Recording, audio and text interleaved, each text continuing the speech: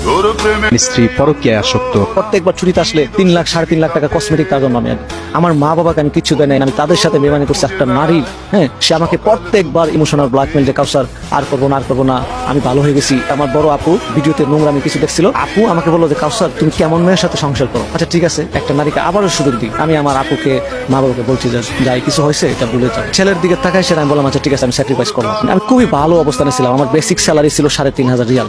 I was so much happy, আলহামদুলিল্লাহ। আমার ওয়াইফের জন্য আমি হ্যাপিনেসটা রাখতে পারি নাই, ইভেন আমার ফ্যামিলির সাথে কানেকশনটা ভালো রাখতে পারি নাই। আমার বাসায় 2জন এসআই স্যাররা আসছে, আমাকে বললো যে আপনার রুমরা আমাকে তদন্ত করবো। আমার ওয়াইফ ছিল, আমি ছিলাম, আমার সন্তানটা ছিল। ওরা চেক করার পরে কিছু পাই না, লাস্টে ওয়াইফে বলতেছে যে ব্যাগের মধ্যে আবার ট্যাবলেট পাইছে 14 পিস। তাই বললাম যে রুমা হোয়াট ইজ দিস, আমি স্মোক পর্যন্ত করি না, আমি একটা ছেলে। পরে আমার ছেলে বলছে যে হ্যাঁ আমার আম্মু প্যাকেট আনছিল, আমার আব্বুর ব্যাগে ঢুকাইছে, সেটা আমি দেখছি। যিনি কলার তিনি বলে দিচ্ছে যে কোন জায়গায় কি আছে। তখন উদ্ধারকারী টিমের সন্দেহ হয় যে এক পর্যায়ে স্বীকার করে যে স্ত্রী তার স্বামীকে 14 পিস ইয়াবা দিয়ে ধরে দিচ্ছিল।